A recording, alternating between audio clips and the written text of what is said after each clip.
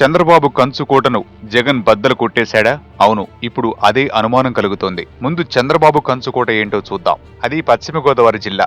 గత ఎన్నికల్లో ఈ జిల్లా నుంచి టీడీపీకి అత్యధిక అసెంబ్లీ సీట్లు వచ్చాయి. గోదావరి జిల్లాలో టీడీపీ తిరుగులేని ఆధిపత్యం చూపించింది. ఈ విషయాన్ని చంద్రబాబే స్వయంగా అనేక వేదికలపై చెప్పారు. ప్రత్యేకించి పశ్చిమ గోదావరి జిల్లా వారికి అనేక సార్లు సభాముఖంగా థ్యాంక్స్ చెప్పారు. ఇది తన సొంత జిల్లా కంటే ఎక్కువని అన్నారు. అలాంటి చంద్రబాబు కంచుకోటలో ఆదివారం వైసీపీ నిర్వహించిన బహిరంగ సభ అంచనాలకు మించి విజయవంతమైంది. ఎటు చూసినా జనసంద్రమే కనిపించింది.